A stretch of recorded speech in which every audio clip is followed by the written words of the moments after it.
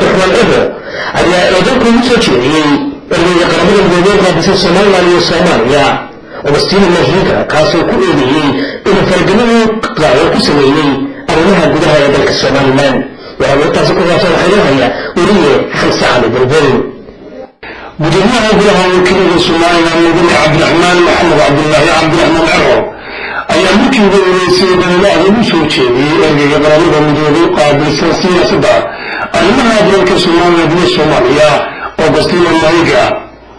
يصير مجرد عالجيس كنا المهيجة تنجيش كمان كيلو تيفي وعلى بداية أقولها وكيلو بكوية بي وبستين المهيجة فرق لقاهم وسياسة دارنا بدعة ويكونك على الصومالية بالشعب كبلا كدمرك يكونون يشيك حد يد جودا وقصك ودا الصوماليان runtii waa arrin laga xumaado in wakiilka Ameerika gaarka ah ee xabeeyaha guud ee qaramada midoobay oo qaabilsan Soomaaliya uu ku sameeyo faragelin qaawan arrimaha gudaha Somaliland isagoo ka hor imanaya si toos ah rabitaanka shacbiga Somaliland iyo bulshada Somaliland halkii uu ku koobnaan lahaa inuu nabadeeyo ama wax ka qabto arrimaha Soomaaliya oo dhibaatooyin ka jiraan inuu soo farageliyo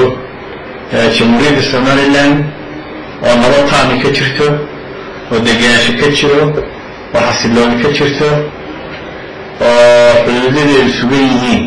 inuu soo farageliyo waxay noqonaysaa faragelin qaawan uu sameeyey ergeygaas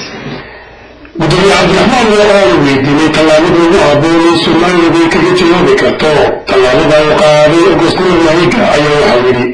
حكومته waxay samayn kartaa tallaabooyin